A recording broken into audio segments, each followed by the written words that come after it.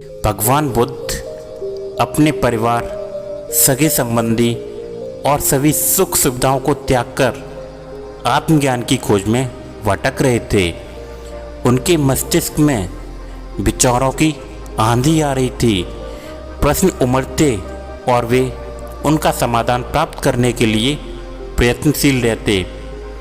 वे आत्मज्ञान की प्राप्ति के लिए कई स्थानों पर भ्रमण कर रहे थे, कठोर जीवन शैली का पालन भी कर रहे थे, कई कष्ट सहते हुए कठोर तप कर रहे थे, लेकिन फिर भी आत्मज्ञान से वंचित थे। एक दिन एक वृक्ष के नीचे आसन जमाए वे गहन विचारों में लीन थे। धन, माया, मोह, संसार की समस्त सुख सुविधाओं के त्याग के बाद भी आत्मज्ञान प्राप्त न होने के कारण उनके हृदय में निराशा आने लगी थी। निराशावश वे सोचने लगे कि प्रयासों में मैंने कोई कमी नहीं की, लेकिन फिर भी मुझे सफलता प्राप्त नहीं हुई। क्या मुझे आत्मज्ञान प्राप्त नहीं हो सकेगा? उदास मन से वे अपने मस्तिष्क में उठ रहे इन प्रश्नों में उलझे हुए थे। तभी उन्हें प्यास लग आई। वे अपने आसन से उठे और पानी पीने के लिए सरोवर की तरफ चल पड़े।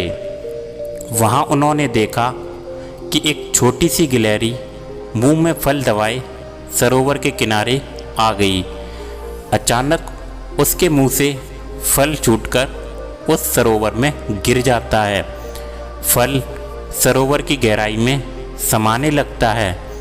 गिलहरी तुरंत सरोवर में कूद जाती है और उसके जल से अपने शरीर को भिगोकर बाहर आ जाती है। बाहर आकर उसने अपने शरीर से पानी झाड़ा और फिर से सरोवर में कूद गई। ये क्रम उसने जारी रखा। वो सरोवर में कूदती और खुद को भिगोकर बाहर आ जाती। उसके बाद शरीर से पानी झाड़कर फिर से सरोवर में कूद जाती, क्योंकि उस गिलहरी को लग रहा था कि वो ऐसा करने से तालाब को सुखा देगी और अपने फल को प्राप्त कर लेगी।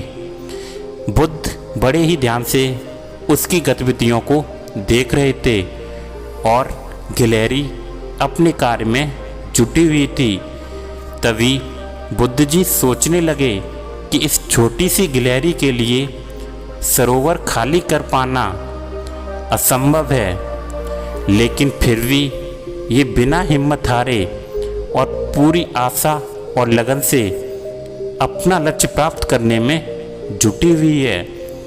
एक छोटी सी गिलहरी जब निराश हुए बिना अपना लक्ष्य प्राप्त करने की दिशा में प्रयास कर सकती है, तो मैं तो मनुष्य हूँ, मैं क्यों नहीं कर सकता? मैं निराशा के भर में क्यों डूब रहा हूँ? नहीं, मुझे निराशा त्याग कर पुनः आत्मज्ञान प्राप्त की दिशा में जाना चाहिए। वे पुनः लौट गए और अपने तप में लीन हो गए। एक छोटी सी गिलहरी से सीख लेकर वे आत्मज्ञान प्राप्ति में जुट गए और एक दिन उन्हें आत्मज्ञान प्राप्त हो गया और वे बुद्ध कहलाए। तो दोस्तों, इस कहानी से हमें यही सीख मिलती है कि लक्ष्य कितना ही कठिन क्यों न हो, लक्ष्य प्राप्ति के मार्ग में कितनी ही बाधाएं क्यों न आ जाएं, आप खुद को निराशा के भंवर में न फंसाएं और हिम्मत नहीं हारें और प्रयास करते रहें। सफलता अवश्य प्राप्त होगी।